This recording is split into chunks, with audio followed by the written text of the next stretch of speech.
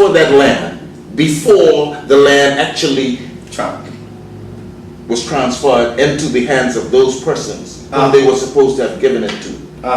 Oh. That's why the land is being sold, and for the Premier to say that is hypocrisy. He is trying once again to promote verbally the exact opposite of what he's actually doing in practice. He's a hypocrite. That's no strange news.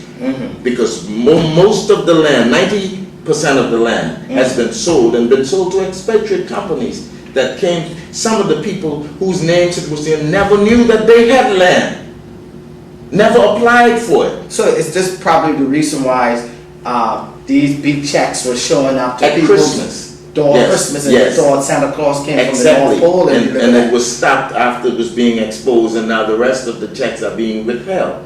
And that's also why you see some people in Provo driving around in expensive trucks and whatnot, because they got $1 million here and $1 million there, and they didn't realize, exactly where it came from, and they had no control over the land, because the land was the arrangement for the sale was done before the land actually got to them. The same thing happened with in Northwest Point, with ministers of government and ministers' brothers in government.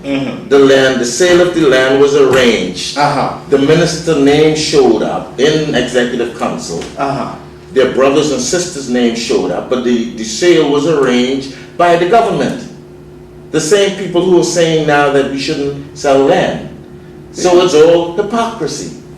Corruption mingled with hypocrisy is like gold being given to Christ on the cross. You compound the situation. And if I may get back to these questions, right? Let me show you that there is an established pattern to this corruption that is frightening. Right? Okay.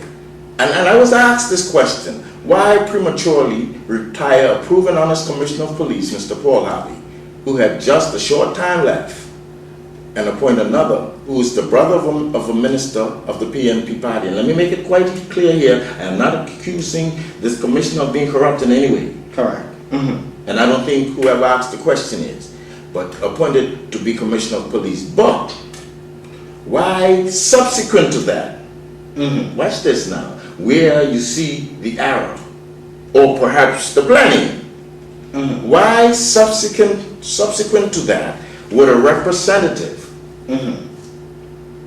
a senior Crown Counsel, out of the Attorney General's office, on behalf of the government,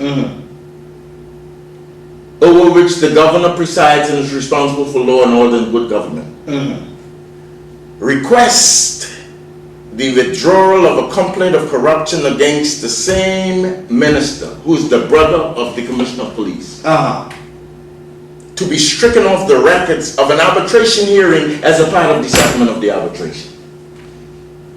And the governor is still saying there is no corruption. And the governor has, it was said that the request is being made on behalf of the government that is being stricken off the books. The representative from the Attorney General's office, I can give you his name. You understand what I'm saying? Which means the governor had to be aware of it. But instead of any investigation, he's saying there is no corruption. Why, when you have a clear, written corruption accusation, you try to wipe it out, sweep it under the rug, withdraw it, and kill it? But Honorable Skippins, I think just for clarity for our viewers out there, this issue and that arbitration case was an issue that came up after this administration came into power. But you were a part, or you were in that arbitration hearing? Yes. When this took place? I gave evidence. You gave evidence? Yes. Okay, as a former minister? Yes. Okay, so I just want for clarity, so that our viewers can understand that you know what you're talking about all the time with this withdrawal of this corruption against this minister who was involved in this issue. Yes, allegations of corruption against the minister. So as a former chief minister, you fully understand and knowledgeable of what an arbitration is. Of course. Good. Of course. Then why after so much public outcry, after so many complaints being written to the Foreign and Commonwealth Office by islanders and expatriates alike, after so much evidence of corruption gathered by the British itself against this PNP administration, why would the governor insist that the hearings being conducted to investigate the Premier and his government be held at the Premier's brother's place? This was outrageous. You know, I'm also told that not only is it his brother's place, but I'm being told that he has shares in it. Yeah, no, that's a fact. Right, but even if he doesn't, it's his brother's place. Why insist? The same governor now, who's talking about transparency, who's talking about no corruption, when even a complaint, not a complaint, complaints was made to FCO before they came, and a letter came back in one instance, which I read myself, because Mr. Selva, former minister, wrote. Yes. And it said that the governor had stated that there is no place in Providenciales. No place. No place. Not in this Providenciales. Not in this Providenciales. From Ocean Club to West Bay Club, there's no to Williams Auditorium, to beaches, rooms, conference rooms, no place. But the chief minister. Where there is more privacy or more confidential. And you know why is the governor bending over backward? Why is he jumping? When Mike say jump, he yachts high. Why is that? Honorable Skippins, I actually accompanied someone to the hearings at the Alexandria, and I was taken aback that the hearing was being done actually in a room, in a bedroom.